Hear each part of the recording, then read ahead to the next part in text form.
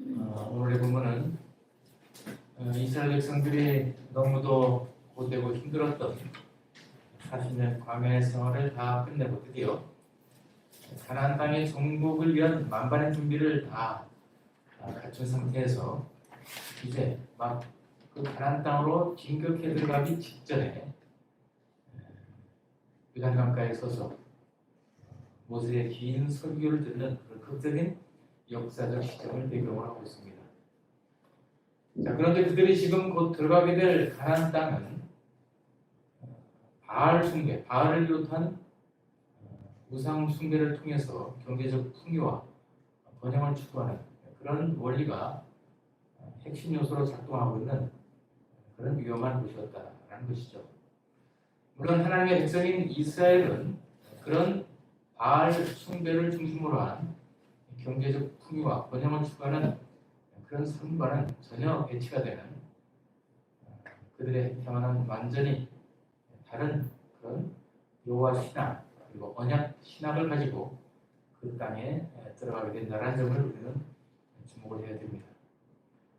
즉 이스라엘 백성들이 장차 가나안 땅에 들어가서 누리게 될 미래의 형통과 번영과 풍요와 성공적인 삶이라는 것은 바알 숭배를 대표되는 모든 이방 신상들을 다 거부하고 그들의 잘못된 가나안적 이들을 철저히 배격함으로써 오직 하나님께서 주신 약속을 붙들고 그 말씀에 온전히 순종하는 충성과 헌신을 통해서만 그런 실제적인 풍요와 번영이 보장될 것임을 분명히 길게 선언하고 있습니다. 무엇보다도 그들을 가나안 땅으로 들여보내시고 계시는 이 하나님께서 이미 이스라엘을 만민 가운데에 특별히 구별해서 그분의 백성, 그분의 언약 백성으로 선택하여 세우신 그 사실을 잊지 않고 기억하면서 그런 그들에게 무한한 사랑과 은혜를 지금 끊임없이 베풀고 계시고 앞으로도 변함없이 베풀 것이라는 사실을 기억하고 믿으면서 또한 그들 역시 그렇게 하나님의 특별한 구별하심 속에서 만민 가운데에 하나님의 거룩한 백성으로 부름받아 약속을 붙들고 다른 복을 얻은 그런 언약 백성으로서의 정체성에 합당한 바른 신앙적인 선택과 결단을 계속 내림으로써 하나님께서 예비하신 복을 누리는 은혜를 누리게 됐다는 것이죠. 물론 그들이 자신의 그 하나님의 백성된 정체성 그리고 하나님께서 그들에게 명령하신 온갖 그런 규례와 말씀들을 잘 기억하고 그것을 선택하여 바르게 반응하는가의 여부에 따라서 그들의 미래는 천지차이로 찬양시차의 다른 모습으로 결정되고 구체화될 것임을 분명하게 신명기 전체를 통해서 강조하고 있습니다. 특별히 오늘 본문이 담긴 이 신명기 28장에서는 순종으로 인한 복과 불순종으로 인한 저주가 크게 대비되면서 열거되고 있습니다. 1절부터 14절까지는 순종으로 인해서 그들이 누리게 된 복을 말씀하고 있고 15절부터 마지막 절까지는 68절에 이른 긴 내용은 불순종으로 인한 복을 경고하고 있습니다. 이처럼 순종과 불순종을 기준으로 뚜렷하게 구별되어 있는 이 단락들은 순종에 관한 단락의 초도 그리고 불순종에 관한 단락의 초도에서 매우 비슷한 목록을 제시하고 있는데 뚜렷하게 대조되고 있는 10개의 대구가 맨 앞에 그렇게 제시되고 있습니다. 보시면 3절부터 6절이 이제 우선 순종에 관한 복을 얘기하면서 시작되는 대구인데요. 3절부터 6절입니다. 성읍에서도 복을 받고 그래서도 복을 받을 것이며 내 몸의 자녀와 내 토지의 소산과 내 짐승의 새끼와 소와 양의 새끼가 복을 받을 것이며 내 광주리와 떡 반죽 그릇이 복을 받을 것이며 내가 들어와도 복을 받고 나가도 복을 받을 것이니라. 그런데 이 표현이 부정적으로 내용은 거의 그대로인데 긍정적인 내용이 부정적으로 바뀐 아주 대조가 되는 내용이 16절부터 아까 우리가 읽었던 16절부터 19절에 그렇게 기록되어 있습니다. 네가 성읍에서도 저주받으며 들에서도 저주받을 것이고 또 내 광주와 떡반죽 그릇이 저주받을 것이고 내 몸의 소생과 내 토지의 소생과 내 소와 양의 새끼가 저주받을 것이며 내가 들어와도 저주를 받고 나가도 저주를 받으리라. 똑같은 문장과 문맥이 이어지면서 복을 저주로만 바꾸는 것이죠. 자, 이렇게 각각 대조되는 대꾸의 내용으로 구성된 이 순종의 맥락과 불순종의 맥락에서 앞에 제시되고 있는 이 문장들은 무엇보다도 잘 기억할 수 있는 그런 형태로 지금 구성되어 있음을 볼 수 있고, 무엇보다도 이 내용을 통해서 강조되고 있는 것은 그들이 어떤 선택을 내려야 되는가, 그들이 끊임없이 세상을 살아가면서 만나고 직면하게 될 그 유혹 앞에서, 신앙적인 위험한 유혹 앞에서 어떤 선택을 내려야 될지에 대해서 매우 분명하게 강조를 하고 있습니다. 이 말씀을 하시면서 하나님께서는 당신의 백성들 그리고 이 시대를 살아가는 우리를 포함해서 그 모두가 사실은 형통과 번영과 승리와 어떤 풍요 속에서보다는 역경과 시련과 고난 속에서 훨씬 더 올바른 선택이 얼마나 중요한 것인지를 더 잘 배우게 될 것이라는 사실을 은연중에 암시를 해주고 계십니다. 하지만 실제 현실 속에서는 유감스럽게도 이스라엘 백성들을 포함한 모든 인생들, 저 여러분 또한 마찬가지로 대부분 참 모든 일이 잘 되고 형통하고 승승장구하고 풍요로울 때는 하나님을 더 가까이 하기보다는 오히려 하나님을 외면하고 하나님이 마치 안 계신 것처럼 제멋대로 행하는 그런 영적인 무관심과 영적인 냉담함에 빠지는 경향이 많다는 것을 우리가 시인하지 않을 수 없습니다.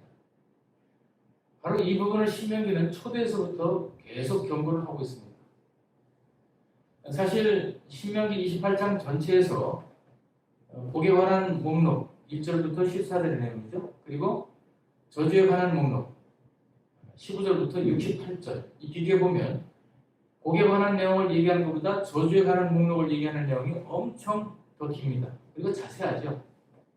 보세요. 1절부터 14절만 이제 복의 내용을 순종할 때 어떤 복이 주어지는가를 얘기하고 있고, 15절부터 한 장, 두 장을 넘겨서 29장 시작되는 끝절까지 308페이지까지 보면 어마어마한 내용으로 이렇게 길게 저주에 관한 내용이 계속되고 있습니다. 오늘 우리가 읽었던 내용은 그 중에 특히 일부만 본문으로 읽었을 뿐이죠.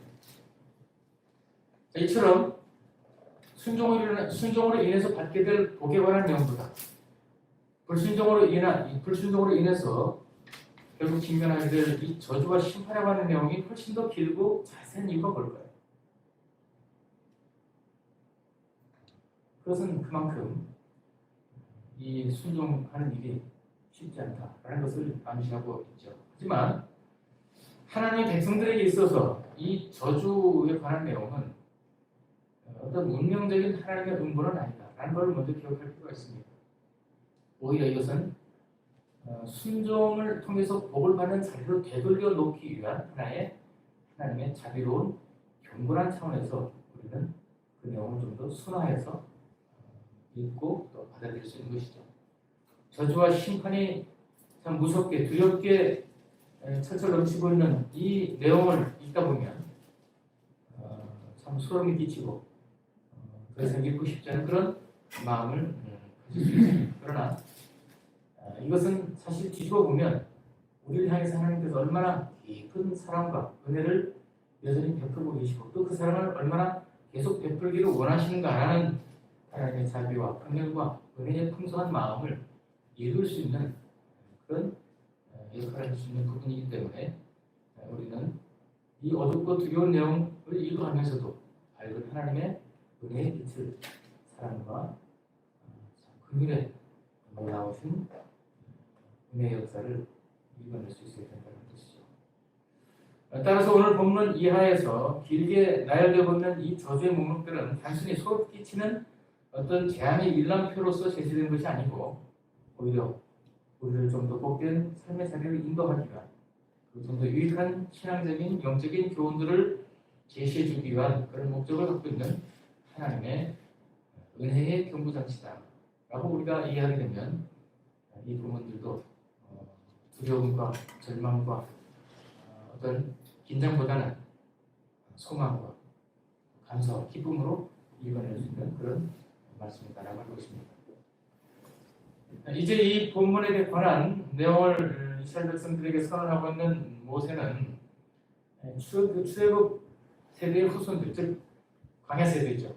이 광야 40년 세월 속에서 새로 태어난 그런 후손들로 구성된 이스라엘 백성들을 향해 신명기 1장부터 시작해서 계속 그들에게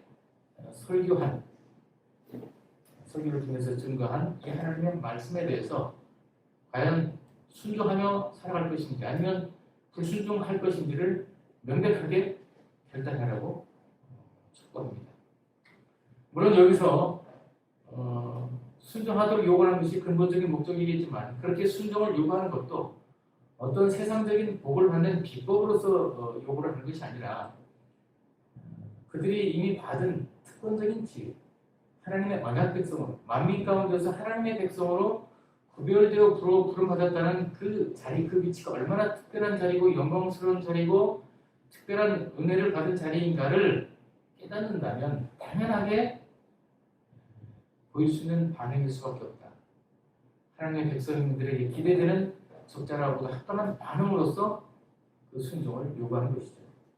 그냥 마지못해서 억지로 순종해서 뭔가 복을 받는 어떤 그런 힘든 과정이 아니라 본성적으로 태생적으로 하나님의 백성된 그 자신들의 정체성을 생각하면 자연스럽게 당연하게 순종으로밖에 나갈 수밖에 없는 그런 자리를 그들에게 다시 한번 환기시켜주는 그런 말씀이다라는 것이죠.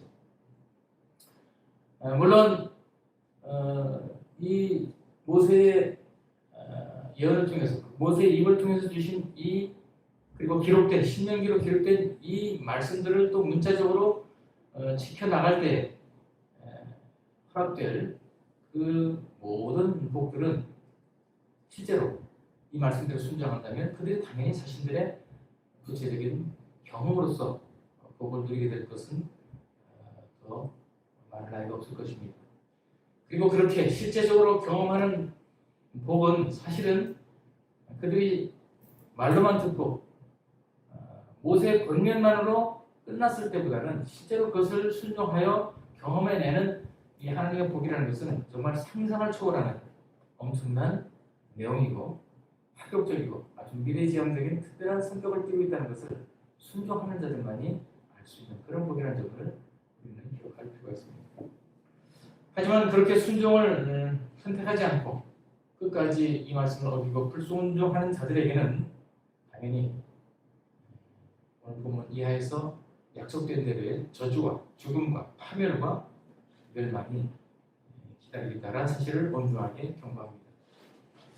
하지만 이와 같은 순종과 불순종의 기로에 서 있는 당시 이스라엘 백성들은 그 이후의 역사 속에서 오히려 당연히 우리가 기대하게 되는 그런 순종의 역사보다는 오래도록 불순종하는 그런 불행의 선택을 계속 반복함으로써 자신들의 운명을 비극의 자리로 끌고 가는 그런 내용들을 우리가 성경에서 계속 보게 됩니다.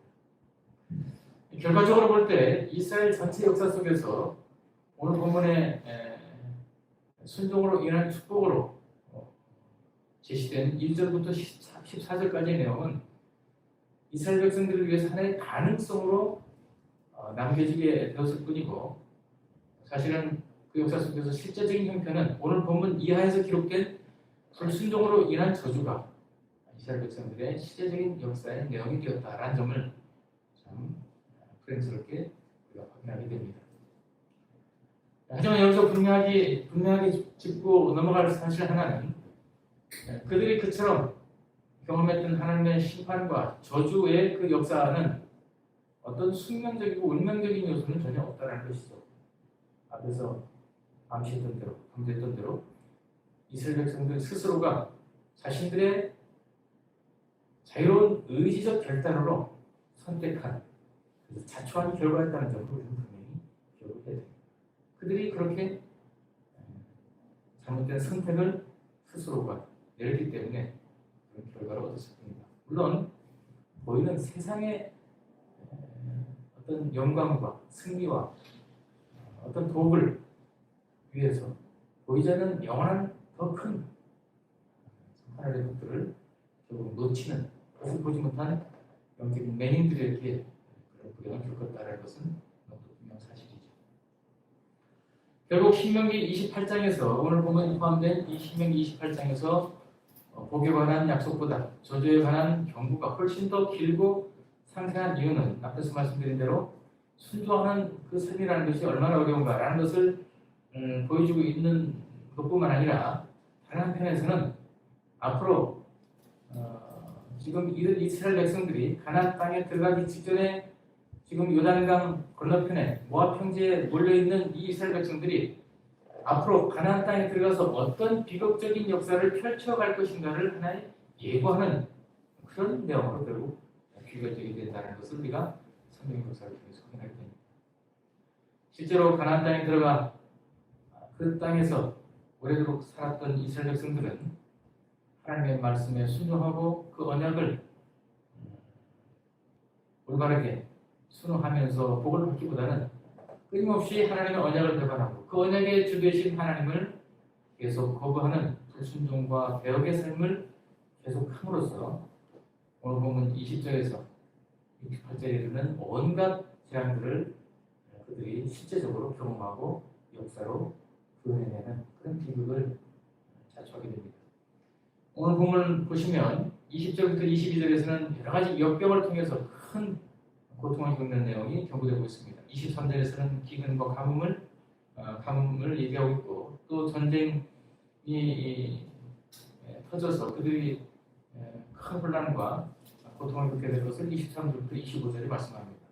이어서 36절부터 52절은 그들이 결국 그 땅에서 추방을 당하고 포로로 끌려갈 것을 또 경고하고 53절부터 57절은 기근으로 인해서 그들이 얼마나 큰 고통을 당할지를 또 예고합니다. 58절부터 61절은 온갖 질병들이 그들에게 임하여 고통을 겪게 될 것이다 라는 점을 또 말씀하죠. 이 부분이 있다 보면 오늘 우리가 코로나로 고통을 겪는 그 이유가 무엇인지를 다시 한번 조심스럽게 돌아보는 그런 경고의 말씀이기도 하죠. 마지막에 62절부터 68절은 이 모든 재앙들로 말미암아 모든 것이 다 무너지고 깨어지고 아무런 흔적도 없이 황량하게 된 삶의 황폐함, 정말 사막과 같이 메말라 버리고 비틀어지고 모든 것이 무너지고 사라진 그런 삶의 환경들의 비극을 경고하고 있습니다.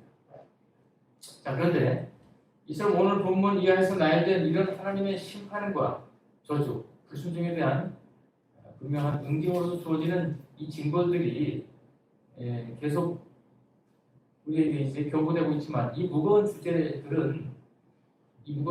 무엇보다도 매우 중요한 사실을 이제 우리에게 몇 가지 교훈하고 있죠. 네 가지를 요약해서 오늘 본문에 기록된 이 하나님의 심판이라는 주제가 어떤 교훈을 주는가라는 것을 살펴볼 수가 있겠는데요. 맨 먼저는 이 하나님께서 내리시는 심판과 저주라는 것은 무엇보다도 영적인 차원 그리고 신학적인 차원에서 경고된 것이고 예언되었다는 점을 우리는 먼저 주목을 해야 됩니다. 이 하나님의 진노, 하나님의 심판을 부르는 그 이스라엘 백성들의 죄는 단순히 어떤 세상적이고 도덕적인 그런 범죄, 사회적인 어떤 비행에 대한 그런 결과가 아니다라는 것이죠. 무엇보다도 영적인 범죄, 신앙적인 범죄에 대한 단죄로서 경고되는 것이라는 점을 우리는 주목을 해야 됩니다.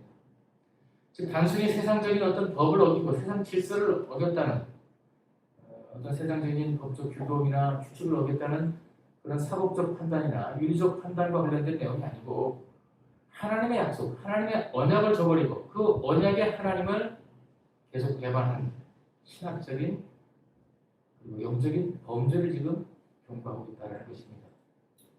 하지만 이러한 영적이고 신앙적인 범죄를 미리 경고를 받았다. 그리고 선지자들을 통해서 예언으로 그들이 들었다는 것은 그 자체가 또 하나의 하나님의 놀라운 은혜와 사랑과 자비의 표현이었다는 것이죠. 뭐 경고할 필요가 뭐 있습니까? 예언할 필요가 뭐 있습니까? 지금 죄를 짓고 있는데 하나님의 언약을 계속 짓밟고 있음에도 계속 경고합니다. 계속 경고하고 예언하죠. 그냥 순종할 때 예언하는 게 아니고요. 계속 이들이 추악한 범죄를 저지르면서 하나님 앞에 끊임없는 악한 죄를 저지르면서 회개하지 않고 있을 때 경고하고 예언했던 내용입니다. 오래도록. 당장 이 경고된 예언된 내용을 그 당장에 쏟아부어도 전혀 변명할 여지가 없었던 이스라엘 백성들에게 하나님이 계속 그 진노를 연장하시면서 경고하고 예언으로 반복을 했다는 점이 중요하다는 것이죠. 그만큼 하나님은 당신의 백성들이 돌이키길 원하셨고 그들을 사랑하고 그들이 고통당하기를 원치 아니하셨기 때문에 오래도록 경고하시고 예언을 통해서 그들에게 권면하시다라는 것입니다. 두 번째는 이 하나님의 심판과 저주는 일단 시작이 되면 예외 없습니다. 모든 범죄자들, 죄를 범한 자들은 단 한 사람도 예외 없이 하나님의 징벌을 당할 수밖에 없다. 언약을 범하고 하나님의 계명을 깨뜨린 사람들은 그들이 종교적인 업적이 아무리 크다 할지라도 사회적 지위가 아무리 높을지라도 도덕적 수준이 아무리 뛰어나다 하더라도 하나님의 언약의 기준에 비추어서 범죄하는 그들은 누구나 예외 없이 하나님의 언약적 저주를 당하게 될 것이다.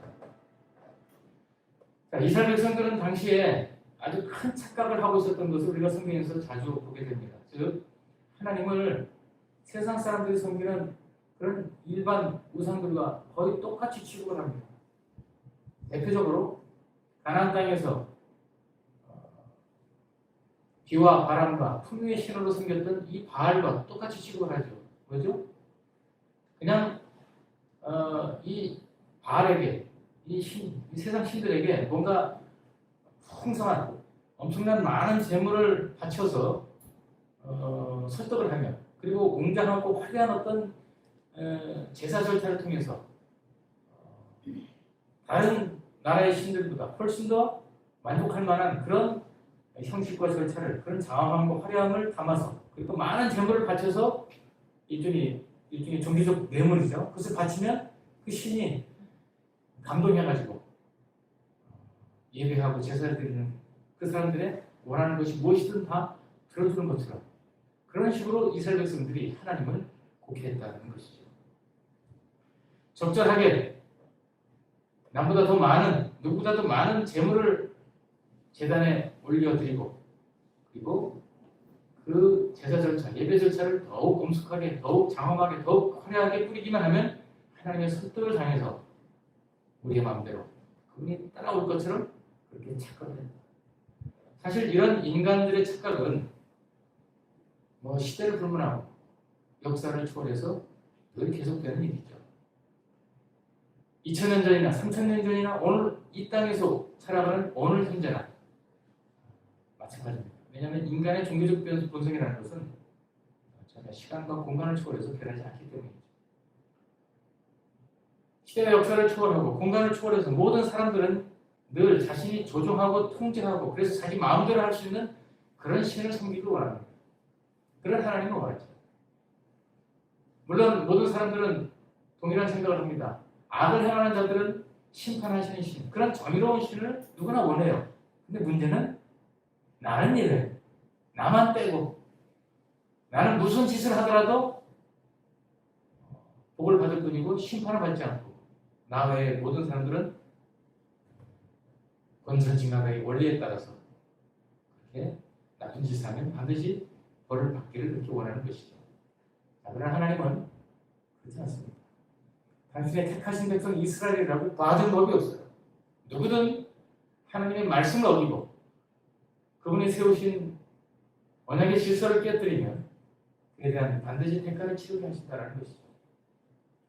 물론 특별한 은혜 속에 있는 우리들은 특별한 좀 은총적인 차원에서 하나님의 특별한 언약에 비추어서 그런 특별한 대우를 받는 부분이 있고 또 특별한 언약에 따라서 더 큰 책임을 추궁당하는 경우가 있습니다. 그러나 우리 신앙인들만 아니라 일반 불신자들도 하나님께서 세우신 그 일반 질서, 온 세상을 통치하시는 하나님의 일반 은총적 차원에서 세우신 그 질서를 깨뜨리면 동일한 하나님의 응징을 받을 수밖에 없다.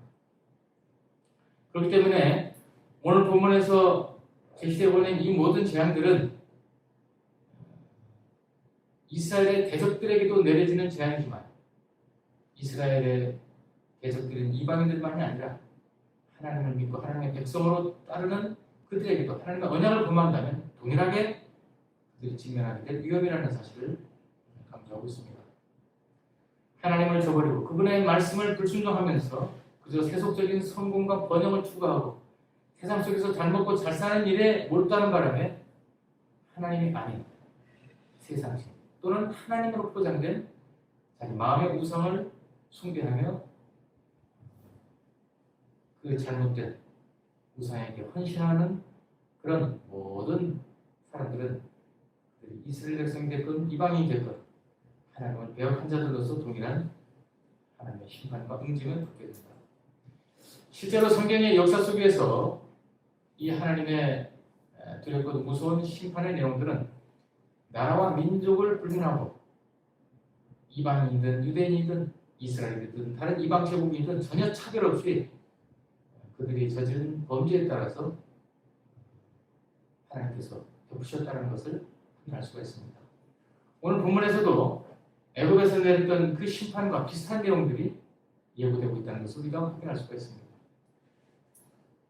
이처럼 하나님의 심판은 결코 예외가 되지 않는다. 하나님의 말씀을 어기고 언약을 배반한 자들에게는 누구나 예외 없이 그 결과에 대한 책임을 추구하게 된다는 것이죠. 세 번째로 하나님의 심판과 저주는 영역에 제한이 없습니다. 공과 사의 영역을 불문하고 모든 인간의 삶의 영역을 포괄해서 임하게 됩니다. 그야말로 정치, 경제, 사회, 문화 등 인간 실존의 전 영역이 이 하나님의 심판의 대상이 된다는 것을 오늘 본문이 분명히 우리에게 가르칩니다. 특히 하나 주목할 점은 우리들이 정말 가장 중요하게 여기고 가장 소중하게 여기고 아끼는 것, 그래서 그것만큼은 다른 건 다 우리가 포기하더라도 이것만큼은 내가 끝까지 보존하기를 원하는 바로 그 부분부터 하나님은 심판의 손길로 치는 그런 하나님이라는 것이죠. 이스라엘 백성들이 심판을 당할 때 어디부터 부서졌습니까? 어디부터 무너지죠? 성전부터 심판합니다. 이스라엘 백성들의 가장 아픈, 가장 소중한 부분, 치명적인 급소인 하나님의 성전부터 하나님이 심판하신다는 점을 분명히 선언하시고 또 그렇게 하신 것을 알 수가 있습니다. 네 번째로 앞에는 내용들을 다 이제 망라하는 것을 다 덮어버릴 수 있는 매우 중요한 사실 한 가지가 있습니다. 그것은 이 하나님의 심판과 저주는 두렵긴 하지만 무섭긴 하지만 얼마든지 그리고 언제든지 피할 수 있는 것이라는 것입니다. 즉 너무도 분명한 사실 한 가지는 오늘 본문에서 기록되고 있는 오늘 본문 이하에 기록되어 있는 이 모든 저주와 재앙의 목록들은 심각하지만 경고로서 예언으로서 제시되었다는 것을 다시 한번 우리가 기억할 필요가 있다. 따라서 이 두려운 어조로 엄청나게 무서운 내용으로 주어진 이 재난과 심판의 저주들은 어떤 필연적으로 또는 불가피하게 우리가 겪을 수밖에 없는 그런 어떤 운명적인 것도 아니고 숙명적인 것도 아니라는 것입니다. 이 모든 재앙과 저주는 언약적 저주이기 때문에 이스라엘 백성들을 비롯한 우리 하나님의 언약 백성들이 그 언약을 기억하고 그 언약을 따라서 살아가기만 한다면 여기에서 예고되고 있고 경고되고 있는 모든 수치와 죽음과 저주를 넘어서서 오히려 순종의 결과로 약속되고 있는 생명과 복과 영광을 기쁨을 누릴 수 있다는 것이죠. 따라서 아무리 우리의 마음을 두렵게 하고 우리의 가슴을 철렁거리게 만드는 그 어떤 저주의 위협일지라도 우리가 언약에 순종하는 삶을 추구하는 한, 그리고 언약을 기억하고 그 언약을 순종하기 위해서 하나님 앞에 은혜를 구하는 한 결코 무시무시한 현실도 우리에게 다가오지는 않는다는 것이죠. 뿐만 아니라 어쩌다 우리가 잘못된 길로, 정말 언약을 배반하고 불순종하는 길로 가다가도 이 말씀 앞에서 우리가 즉시 깨닫고 돌이키기만 한다면 하나님은 모든 것을 반전시키는 능력과 은혜를 베푸실 것이고, 그런 말미암아 우리는 최악의 현실이 언제든 최선의 미래로 뒤바뀌는 그런 특별한 기적을 경험할 수 있습니다. 이것이 바로 하나님을 알고 믿는 언약의 백성으로 선택된 저 여러분의 특권이다라는 것이죠.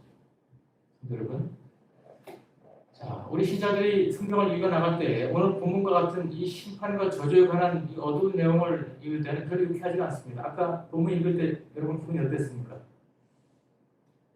그렇게 좋지는 않았죠. 찜찜하고 이런 내용들은 좀 지나갔으면 어떨까라는 그런 생각도 할 수가 있을 것입니다.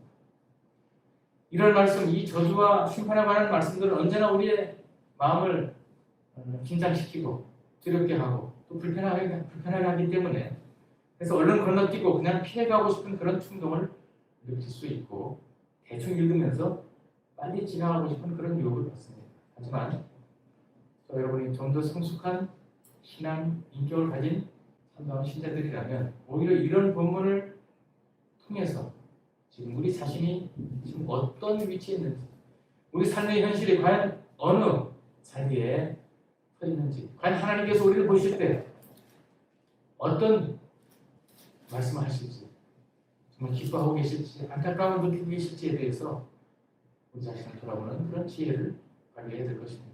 그래서 참으로 두려운 엄중한 심판과 저주의 경고 뒤에서 우리를 향해서 크게 외치고 계시는, 참으로 우리에게 복 주시기를 기뻐하시는 언약의 하나님의 무한한 사랑과 은혜와 자기의 음성을 듣고 더욱 온전한 순종의 길로 가고자 하는 그런 선택과 결단을 내릴 수 있어야 될 것입니다. 그렇게 지혜로운 언약 백성으로서의 영적 각성을 통해 성숙한 믿음의 선택을 끊임없이 내리는 그런 영적으로 성숙해가는 자리를 추구하는 신자들은 참으로 하나님께서 약속하신 그 순종의 복을 틀림없이 그리고 어김없이 주시는 그런 은혜를 누리게 될 것입니다. 참으로 그러한 선택과 그러한 결과로 말미암아 주어진 길만이 우리의 왕, 우리의 주인, 우리의 아버지이신 언약의 하나님을 참으로 기쁘게 해드리고 또 그분께 큰 영광을 늘 돌려드릴 수 있으며 이 땅에서 가장 큰 복을 우리가 누리고 진정으로 승리하며 만족해하는 참으로 영적으로 행복한 신자의 인생을 살아낼 수 있을 것입니다. 오늘 저와 여러분이 이러한 복을 누리며 귀에 기분 좋게 들리는 말씀보다는 이런 우리의 마음을 오그라들게 하고 긴장을 느끼게 하고 불편하게 느끼게 하는 이 말씀 앞에서 오히려 우리 자신의 연약하고 부족하고 불순종하는 모습을 깨우치고 깨닫고 즉시 회개하여 참으로 순종의 복을 받는 그 길로 돌이킴을 받는 참으로 남다른 하나님의 백성들의 그 복을 누리시는 여러분의 인생이 되시기를 축원합니다. 기도하겠습니다. 자, 비로신 아버지 하나님, 참으로 하나님께서 우리에게 복을 주신다, 우리에게 축복하신다라는 말씀을 우리는 즐겁게 듣지만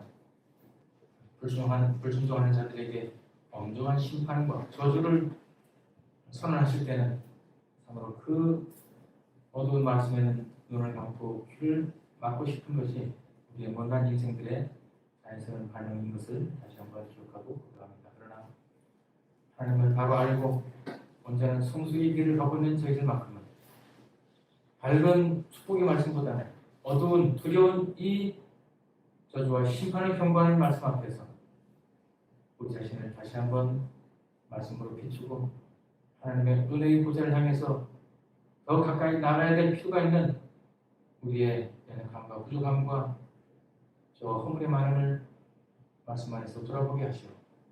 참으로 주님께서 원하시고 기뻐하시는 그 뜻대로 늘 되게 하며 돌이키며 참으로 하나님께서 준비하신 하늘과 땅의 모든 복을 받게 합당한 그런 거룩한 하나님의 언약 백성의 그 지위를 다시 한번 더 제대로 누리고 그 거룩한 정체성에 합당한 참으로 하나님께서 기뻐하시는 삶의 반응을 통해 우리가 복을 받고 우리 자손이 복을 받고 우리가 관계를 맺고 살아가는 모든 이웃이 하나님의 놀라운 은혜의 복을 받는 그런 거룩한 축복의 통로들도 부족함이 없도록 우리 인생을 다시 한번 새롭게 하여 주옵소서. 그와 같은 복을 누리고 올바른 말씀의 순종을 위한 그런 선택과 결단을 내릴 수 있는 것은 이와 같은 하나님의 두려운 심판의 경고를 잘 귀담아 듣는 자들에게 허락되는 은혜임을 기억하게 하소서. 우리가 성경을 읽어나갈 때에도 본문과 같은 내용을 피하기보다는 정직하게 그리고 담대하게 직면하여 우리 자신을 비춰보는 성숙한 자리로 늘 나아갈 수 있도록 말씀을 성령으로 충만케 하시고 선히 인도하여 주시옵소서. 예수 그리스도의 이름으로 기도합니다. 아멘.